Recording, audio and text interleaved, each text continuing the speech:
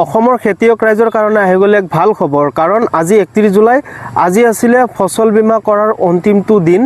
যেহেতু অসমৰ বান পৰিস্থিতি খুবেই ভয়ানক, তাৰ কাৰণে 31 আগষ্টলৈকে এই ফচল বীমা কৰাৰ দিনটো বঢ়াই দিছে। চ' আপোনালোকৰ কাৰণে খুবেই ভাল খবৰ। আপুনি যদি এতিয়াও ফচল বীমাটো কৰা নাই, অৰ্থাৎ প্ৰধানমন্ত্ৰী ফচল বীমা যোজনা, যাক আমি PMFBY বুলি কওঁ, এইটো যদি আপুনি এতিয়াও কৰা নাই, সোনকালে আপুনি আপোনালোকৰ নিজৰ ওচৰৰে CSC চেণ্টাৰত যাওক বা গ্ৰাম প্ৰধানক লগ ধৰক বা কৃষি বিষয়াৰ কাৰ্যালয় বা গ্ৰাম সেৱক, তেওঁলোকক লগ ধৰিলে আপোনাৰ ফচল বীমাটো কৰাই দিব। আৰু এই ফচল বীমাটোৰ বেনিফিটটো হ'ল, যদি আপোনালোকৰ খেতি পথাৰ যিহেতু খুবেই বানপানী, খুবেই বৰষুণ, আপুনি ইঞ্চুৰেঞ্চটো কৰা থাকিলে আপোনাৰ পথাৰটো বা খেতিটোৰ এটা ইনচুৰ হৈ থাকিব।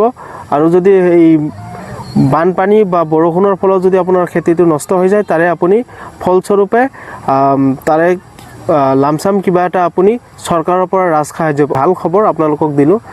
আজি এইখিনি আছিলে, আপোনালোকক ইনফৰমেশ্যনটো দিলোঁ। যদি ভাল পালে নিশ্চয় লাইক কমেণ্ট শ্বেয়াৰ কৰিব, আৰু যদি ফেচবুকত চাই আছে ফ'ল' কৰিব, যদি ইউটিউবত চাই আছে ছাবস্ক্ৰাইব কৰিব। ধন্যবাদ। জয় অসম।